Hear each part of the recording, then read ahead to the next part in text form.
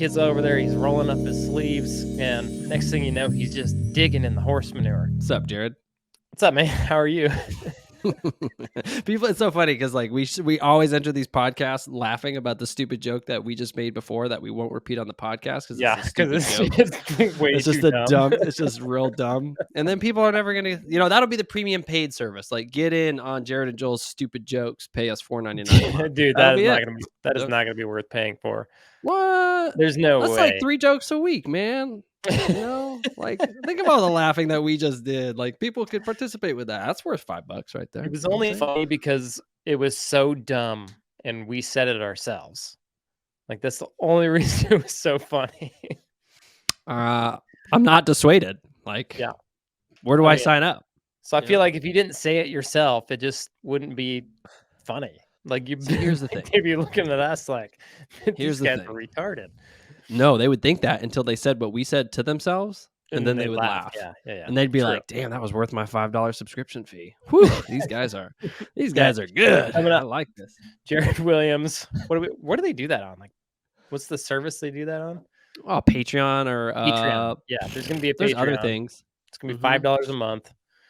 You get to get before the show, after the show, the dumb jokes. Dude, that'd be a lot of work for $5 a month. No, we just roll the camera earlier. Yeah, but then you gotta like cut that and then go post it on Podium and then promote it and blah blah blah blah blah blah. That's a lot of work. Think about the reciprocity we'd be enacting with it. I don't know if it'll work. Hey man. Well, sometimes you just gotta get after it. Just gotta give it a shot. Yeah. Okay. Well, now that we're here, it's Wednesday. It's podcast day. How's your week going? Good. Real good. Yeah. Yeah, that's good. How's yours going? Good. Real good. Yeah. I want to talk about the pony and the poop today. Jared, this isn't the part before the podcast. Sorry. I know. You have to say that. You got to say that before. There's an actual true story behind this. I really want to talk about it. It was a good story. Right. Poop and pony, man. I'm down. Poop and the pony. So I was at church and I heard a story from this church I've been going to down here in Florida. They had a guest speaker, Mexican dude. He was super fun to listen to because he used words like amigo and essay. And it was just fun, right? Anyway, he tells this story about this guy that's got 2 twin kids, right? And he was telling it in one light, and I'm sitting there thinking of it in a totally different manner. I was like, this totally applies to like business and where you're at, like when you're growing your plumbing business. Like this story just like gets it. So I wanted to tell it on here because that was a good story. Sounds like a good plan. I like it. You want to hear it? Nope. No, I'm just kidding. Yeah, let's hear it. So the story was about this guy. He's got two twin boys, right? And he's got one boy who's a total pessimist. Like nothing can go right, never happy with anything. And then on the other hand, the other boy is a total optimist. Like always sees the best in the situation, never sees the wrong, never sees the bad. And the dad's like, okay, I got to teach these kids a lesson. Like life isn't always pessimistic and life isn't always optimistic. So I need to teach them both a lesson. Right. And so he starts with the pessimistic kid and he goes down to, I don't know where you buy this kind of stuff nowadays. He goes down and buys an Xbox and a PlayStation, and a new computer and a big screen TV and like the cool chairs to play video games in with the speakers and the headrest and cup holders, cup holders and like mini fridge and stocks it full of soda and takes it up to his pessimistic boy's room and just like sets up his room like super cool with all this new equipment, right? He goes and gets his pessimistic kid and he's like, hey, come check this out. I almost went Mexican there. I saw that. I saw you thinking about it. Close. And then it's like, this is a bad idea. Nope. I can't do this accent. Nope. Anyway, takes his little boy up there, his pessimistic boy, and he's like, the boy's sitting in the cool chair with the speakers, on his head. And he's like, what do you think? And the boy's like, it's cool, but I mean, all this equipment's going to be outdated soon. And the dad's like, geez Louise, man, can never see the good in anything. Like, you just got all this cool stuff and you just going to, it's going to be outdated soon. He's like, well, whatever. So he gives up on the pessimistic boy. And he's like, That's funny. Yeah, it's a good story. Maybe I can do something about the optimist, right? Because he's always an optimist and life is just not full of optimism, right? So I need to teach him a lesson. Like, how can I teach him that there's hard times in life, that sometimes life is full of crap? And he has this idea. He's got an old refrigerator box, like a chest freezer box. Right. And he's like, man, I'm going to put that in my garage and fill it with something real nasty. So he goes and he gets a whole bunch of horse manure and he fills that whole box up with horse manure and then tapes it shut. And he goes and gets his optimistic boy and he's like, hey man, I got you a present. It's going to be awesome. Like, it's not a chest freezer, I promise. No. Yeah, it's super better. cool. It's in this box. Better. You're going to be stoked. It's going to be the best thing ever. So he takes his boy, opens the garage door, and he says, it's in that box. And his boy goes, what's that smell, Dad? It smells like horse manure. And he goes over and he opens the box up, cuts the tape, opens the box up, and it's a box full of horse manure. And the dad's looking at him like, yeah, got him. Ha, right? Got him. This will teach him. Teach him, right? He was expecting a gift, and now it's just a box full of horse manure. And he looks at his kid, and his kid's over there. He's rolling up his sleeves. And next thing you know, he's just digging in the horse manure, just keeps digging, like pulling out manure with his bare hands, right? And he's in the box now, like just shoveling out horse manure with his bare hands. And the dad goes, hey, what are you doing? And the kid's like, Dad, all this horse manure, there's got to be a pony in here somewhere. Right? Just couldn't get rid of his optimism. Like, neither kid could get rid of his optimism. And so the whole lesson really to be learned was like, which kid would you rather be? Sure. Right? Because when you're in business and when you're growing your business, when you're growing, sometimes it feels like you got served a box full of poop and you're just digging through poop, right? Looking for that pony.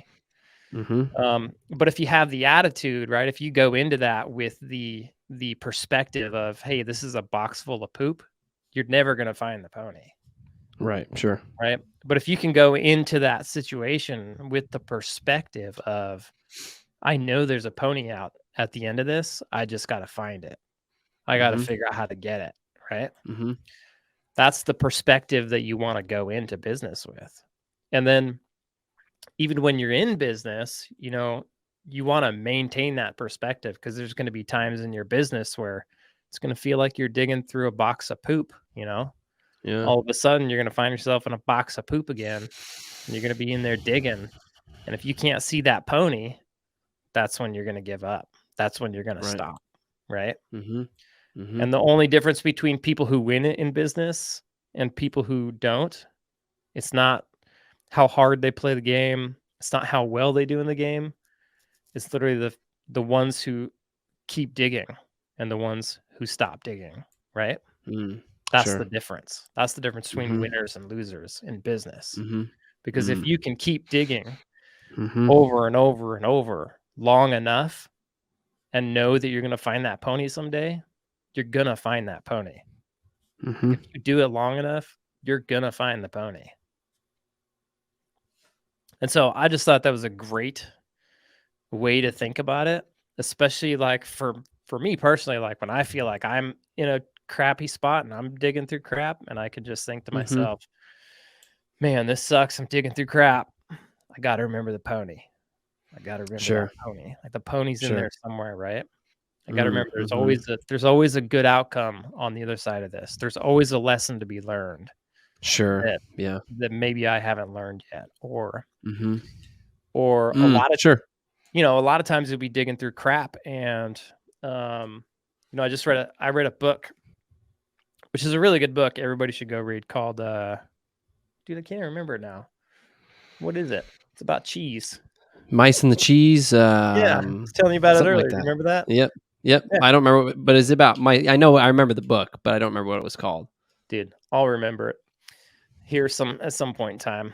Anyway, dude, I'm gonna remember it on this podcast because I feel bad. People listening here don't have a book to go read. Dude.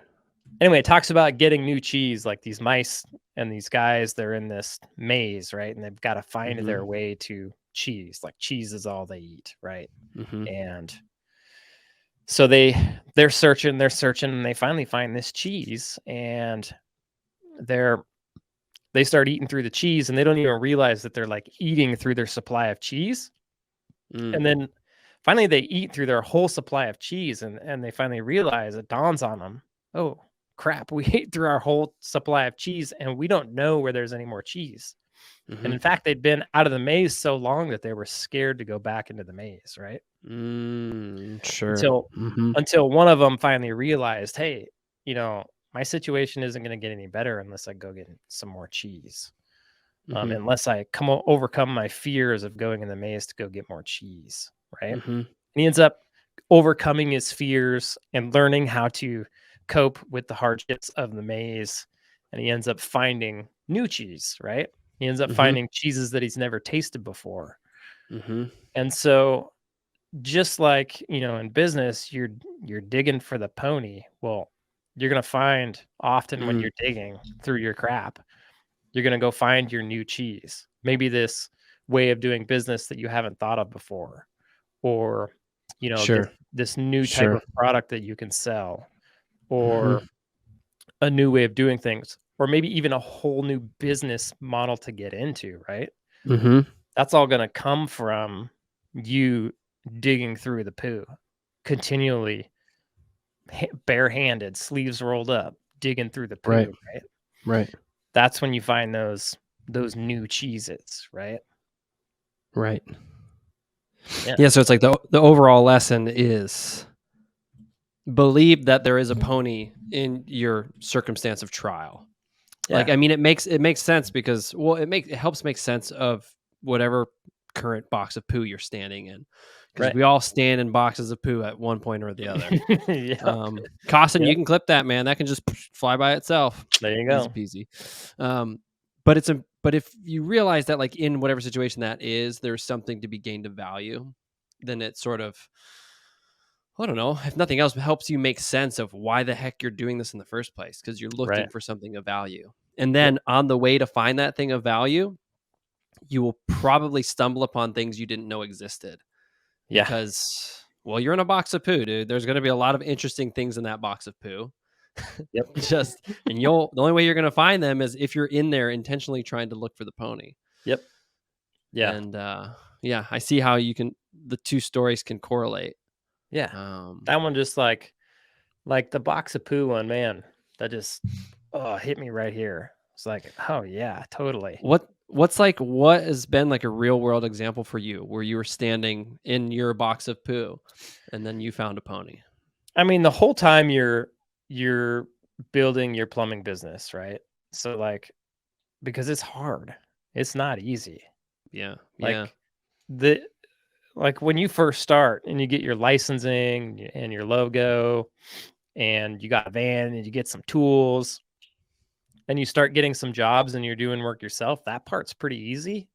But the second you're like, hey, I'm actually going to turn this into a business, I'm actually going to turn this into something that can give me some income long term, and you have to go then learn new skills and learn how to apply them and fail at them and do things that are uncomfortable for you. Like we talked about hiring a CSR, like for me, that was really uncomfortable, right? Because I had a hard time giving up the control of something that I was already doing. But it was a really good lesson for me because I learned that, man, if I give up the control of this and I trust somebody else to do it, then it frees up a bunch of my time. And then I can go do things that are more valuable to me, right? And you get to start changing those hats like we talked about. But that stuff is hard. Like when you're doing it, you feel like you're just digging through a pile of poo, right? Yeah, sure. And even Yeah. though it can go relatively quick, Mhm.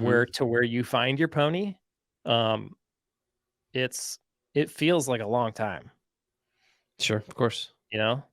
Like, I started getting my time back, probably a year in, but then I didn't feel like I found that pony until 2 years later, 2 years after I started. It was like, Mhm. "Whew, I found the pony. Holy cow." Yeah. You know? And so the whole time you're just kinda digging through poo, and it's really easy to be like, "Does this even work? Like, Yeah, is this even worth it? is this even worth it? Is this even gonna, like, make money someday? Is this Right. going to run by itself Sure. someday? Sure, Is all the this doubts that plague you yeah, along the way, yeah, that's is part of the this poo. is this gonna be a thing that Mm. can, like, live long term and create Mhm. wealth for me? Like, Mhm. am I putting in my energy into something that is actually gonna be worthwhile in the end? Mhm. And it's super easy to answer all those questions with, "It'd be way easier to just quit and go get a job." Sure, just eat the cheese right in front of you, not look for Yeah, any new cheese. yeah, eat the little crumbs right in front of you is what I would Yeah. compare that to, right? Yeah. Um, and and I think if you can learn to be more optimistic and learn to keep your eye Mm. Mhm. on the pony, especially when you're growing, just knowing, like watching podcasts like this, I can tell you there is a pony at the end, Mhm. and it's awesome. Like it's well worth digging through the poo. And Mhm. if you can keep your eye on the pony, then Hmm. then you'll get there, right? But if you take your eye Mhm. off the pony, that's when you're gonna quit. That's when you're gonna Mm. stop. You might not quit altogether, but you might like stop pushing forward Sure. toward the Yeah, your pony. momentum will slow. Your momentum will slow down. You'll think, "Oh, I'm good with just 3 or 4 guys. I'm just gonna manage this business," or "I'm good with 3 guys and I'll just stay in the truck. It's comfortable, and Right. it's not worth digging in the poo anymore." Mhm. Yeah. Did you have any ways that you could sort of keep yourself on track? Like when you wanted to quit, I suppose, or to Mhm. sort of stagnate, what was your method to bring you back to no, I got to keep on digging? I think everybody's gotta find their own reason to keep digging. Sure, You their know, own if you why. yeah, if you know, like, there's gonna be a pony at the end of this poo, I think it's really important for everybody to find their own reason because, like, my reason isn't gonna be the same as your Right. reason, right? Yep. Like me, I wanted it so bad. I was so tired of being in the situation that I was in, working for somebody else, that I just wanted it so incredibly bad that no amount of poo digging was gonna get in my way. Mhm. And then, like, me and you have talked quite a bit, there's like, for me, a big motivator is, like, when somebody tells me I can't do something, Mhm. or when somebody doesn't maybe they don't tell me, I know they don't believe in me. Mhm. They say it through their actions. Right. That motivates me, right? I'm Right. like, "Oh, I'm gonna do it now. I ain't Yeah, gonna I'm give going to up." find a way. Yeah. Yep. And so you mix that with, "Hey, there's a pony at the end." Like, there actually is some good that can come out of this. Then it's like, I'm going. Sure. Yeah. No stopping me. Yeah. Yeah. Yeah, cuz it seems like the tool of the business owner and the plumbing business owner is like there's a pony there. Like, Mhm. because you've seen people achieve the same pony that you're going for.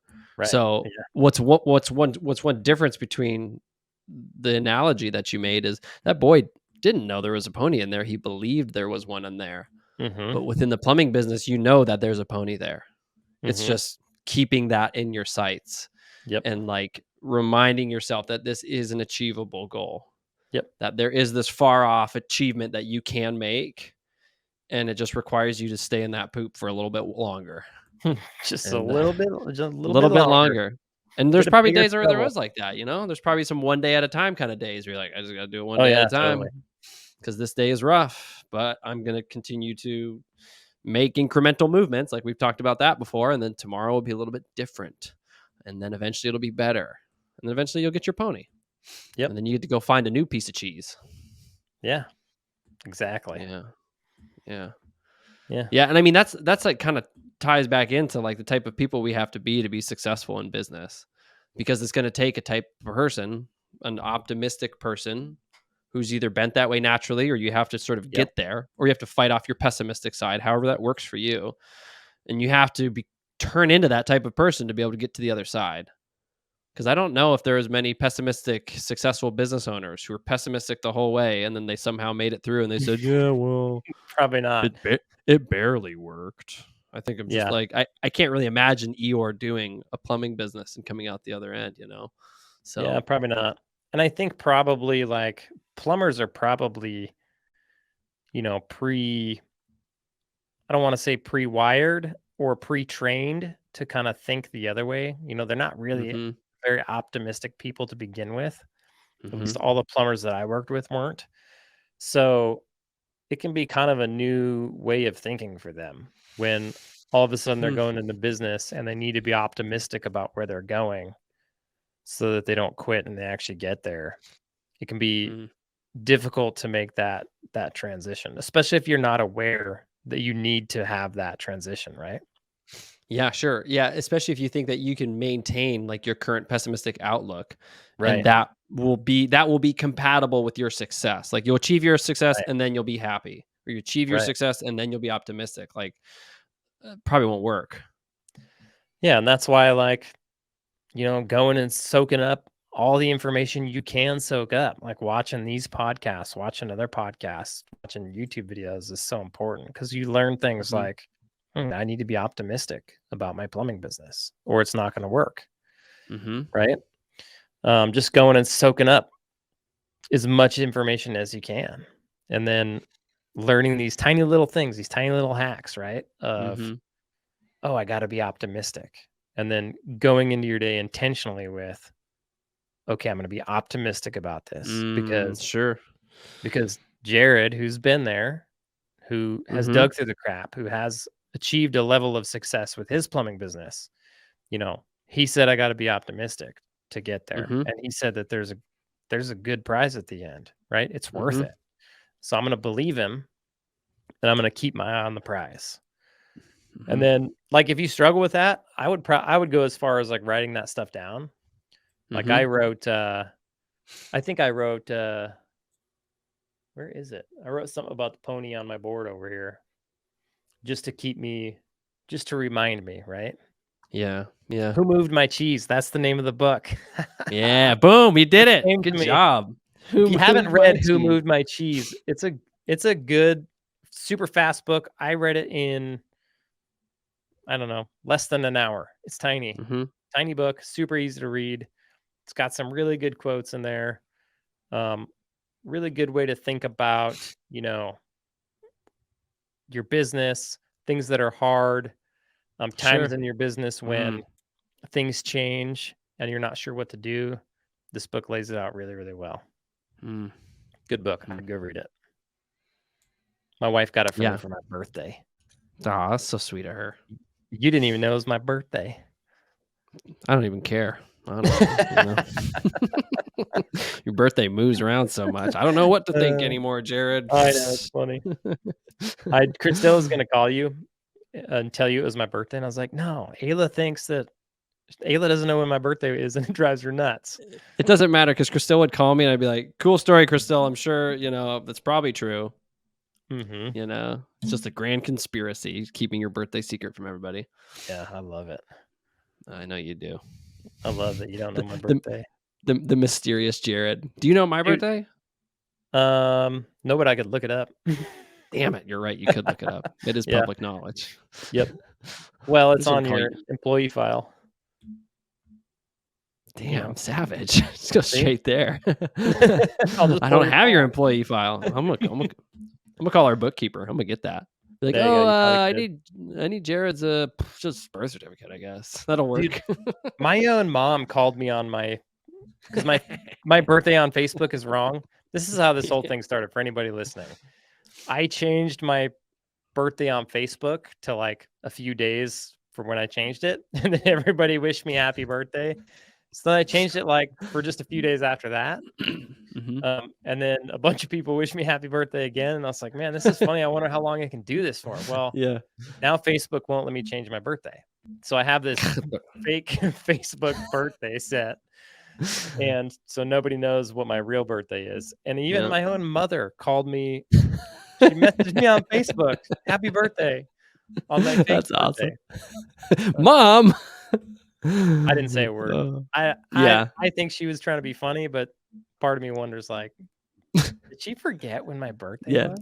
Yeah. It's okay. I barely know my own kids' birthdays, especially the Yeah, year, dude. so Me it neither. wouldn't surprise me. Like and honestly, if my kids when they're old and they change their birthday on Facebook to mess with me, I'll just be like, I don't know your birthday. It looks like you Yeah, got me. yeah. Like, oh, big I will prank. purposely message them on their birthday. "Happy birthday.